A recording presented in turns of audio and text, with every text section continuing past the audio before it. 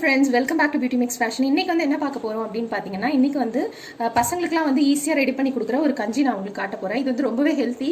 நான் வந்து இதில் சக்கரை சேர்க்குறேன். உங்களுக்கு அப்படி வேண்டாம் அப்படின்னா நீங்கள் வந்து வெல்லம் கூட சேர்த்து நீங்கள் ட்ரை பண்ணலாம், இல்லை நாட்டு சக்கரை கூட நீங்கள் சேர்த்துக்கலாம்.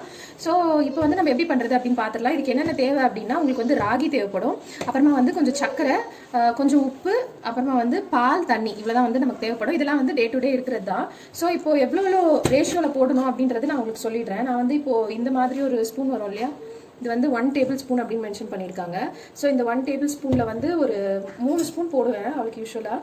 ஸோ இந்த மாதிரி ஒரு 3 ஸ்பூன் போட்டுக்கலாம். ஸோ எக்ஸ்ட்ரா ஒரு ஸ்பூன் 4 ஸ்பூன் போட்டிருக்கேன். ஸோ இப்போ வந்து இதுக்கு வந்து ஒரு 4 டேபிள் ஸ்பூன் போட்டிருக்கோம் அப்படின்னா நீங்கள் வந்து ஒரு 2 ஸ்பூன் சக்கரை, இந்த ஸ்பூனில் வந்து ஒரு 2 ஸ்பூன் சக்கரை போட்டுக்கிட்டிங்கன்னா போதும். உங்களுக்கு சக்கரை ஜாஸ்தியாக வேணும் அப்படின்னா நீங்கள் அதிகமாக கூட சேர்த்துக்கலாம். ஸோ சக்கரை போட்டு மிக்ஸ் பண்ணியாச்சு. சும்மா அப்படியே இந்த கரண்டியில் மிக்ஸ் பண்ணது தான். அப்புறமா வந்து கொஞ்சம் சுகர் வந்து போட்டுக்கோங்க. அது இந்த அளவுக்கு சுகர் போட்டிங்கன்னா போதும். சாரி, சால்ட், உப்பு. ஸோ உப்பு போட்டுக்கிட்டிங்கன்னா போதும். இதையும் நல்லா மிக்ஸ் பண்ணிவிட்டு இப்போ நம்ம தண்ணி வந்து வேணும்னா, இப்போ வந்து தண்ணி எந்த அளவு வேணுமோ நீங்கள் அவ்வளோ மிக்ஸ் பண்ணிக்கலாம். தண்ணியும் பாலும் வந்து ஈக்குவல் ரேஷியோவில் நீங்கள் மிக்ஸ் பண்ணிக்கலாம். இல்லை உங்களுக்கு தண்ணி நிறைய வேணும்னா தண்ணி நிறைய சேர்த்துக்கலாம், பால் கம்மி பண்ணிக்கலாம். இல்லை பால் வேணும் அப்படின்னா பால் நிறைய சேர்த்து தண்ணி கம்மி பண்ணிக்கலாம். ஸோ ஃபஸ்ட்டு வந்து நான் தண்ணி ஊற்றிடுறேன். ஒரு டம்ளர் தண்ணி ஊற்றிருக்கேன். ஸோ அதை வந்து நம்ம நல்லா கரைச்சிக்கலாம். இந்த மாதிரி கரைச்சோன்னா வேலைக்காகாது, அதனால கை வச்சு கரைச்சோன்னா நல்லாயிருக்கும். ஸோ நான் வந்து பார்த்தீங்கன்னா 1 டம்ளர் தண்ணி ஊற்றிருக்கேன். இந்த 1 டம்ளர் பால் ஊற்ற போகிறேன். ஸோ இந்த பால் வந்து பார்த்தீங்கன்னா ஃபுல்லாக வந்து இந்த ஏடோடு இருக்கும். ஸோ இந்த ஏடை வந்து நீங்கள் நல்லா ஊற்றிக்கலாம். இந்த கஞ்சிக்கு வந்து ஏடு ஊற்றினா ரொம்ப நல்லாயிருக்கும். இதை வந்து நல்லா மிக்ஸ் பண்ணிக்கோங்க. கட்டி இல்லாமல் மிக்ஸ் பண்ணிக்கணும். நல்லா கையிலேயே கரைச்சி விட்டிங்கன்னா நல்லா வரும். ஸோ எனக்கு வந்து இன்னும் கொஞ்சம் தண்ணி தேவைப்படுது. ஸோ அதனால் நான் ஒரு 1/2 டம்ளர் தண்ணி ஊற்றிக்கிறேன். இது வந்து நீங்கள் கொஞ்சம் நல்லா கை போட்டு கரைச்சிங்கன்னா உங்களுக்கு வந்து அந்த ஒரு லம்ப்ஸ் இல்லாமல் இருக்கும், கட்டியே இல்லாமல் இருக்கும். அந்த ராகி மாவு வந்து உங்களுக்கு கொஞ்சம் கட்டியாகாமல் இருந்தால் நல்லாயிருக்கும்.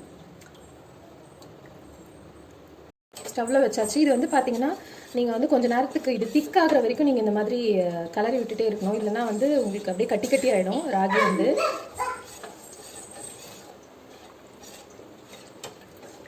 ஸோ இந்த மாதிரி நீங்கள் பண்ணிகிட்டே இருக்கணும். கண்டினியூஸாக பண்ணிகிட்டே இருந்தீங்கன்னா தான் உங்களுக்கு வந்து அந்த கட்டி ஆகாது.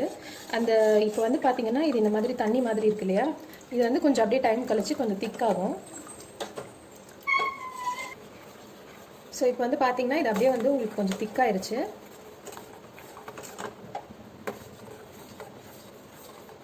ஸோ இந்த மாதிரி அப்படியே உங்களுக்கு டைம் ஆக ஆக அப்படியே திக்காயிட்டே வந்துடும்.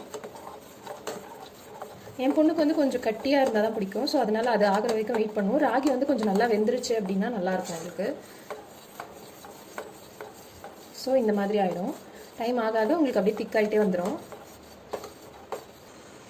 ஸோ உங்களுக்கு வந்து பார்த்தீங்கன்னா இது மாதிரி நல்லா கெட்டியான உடனே உங்களுக்கு வந்து கொஞ்சம் அந்த பபிள்ஸ் மாதிரி வரும் உள்ளேருந்து. அந்த மாதிரி பபிள்ஸ் வர வரைக்கும் வெயிட் பண்ணுங்கள். ஸோ தட் நல்லா வெந்துடும். சிம்மில் வச்சுக்கோங்க இந்த மாதிரி வந்தோடனே, இல்லைனா உங்களுக்கு வந்து அடிப்பிடிக்க ஆரம்பிச்சிடும். ஸோ இதை வந்து நீங்கள் ஒரு கிண்ணத்தில் கன்வெர்ட் பண்ணிவிட்டு நீங்கள் வந்து ஒரு 1/2 hour வந்து தண்ணிலையோ இல்லை வந்து ஆற வச்சுட்டு தான் இது சாப்பிட முடியும். சூடாக சாப்பிட முடியாது.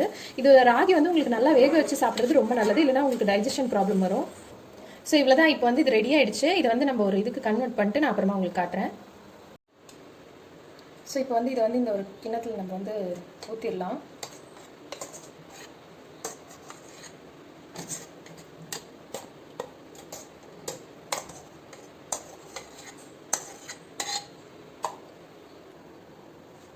ஸோ இப்போ வந்து பார்த்தீங்கன்னா கஞ்சி ரெடி ஆகிடுச்சு. இது வந்து நம்ம அப்படியே சாப்பிட முடியாது. இது வந்து ஒரு தண்ணியில் ஏதாவது ஒரு பவுலில் கொஞ்சம் நேரம் ஆற வச்சுட்டு, ஒரு டபுள் பாயிலிங் ப்ராசஸ் மாதிரி சொல்லுவாங்கள்ல, அந்த மாதிரி நார்மலாக ஒரு கிண்ணம் வச்சுட்டு அதில் தண்ணி ஊற்றி கொஞ்சம் நேரம் ஆற வச்சுட்டு, அப்படி இல்லைனா நீங்கள் நார்மலாக கூட ஆற விடலாம். ஆற விட்டுட்டு ஒரு 20 minutes கழிச்சு நீங்கள் சாப்பிடலாம். இல்லை குழந்தைங்களுக்கு ஊட்டலாம். ரொம்ப நல்லாயிருக்கும், ரொம்ப ஹெல்த்தியும் கூட.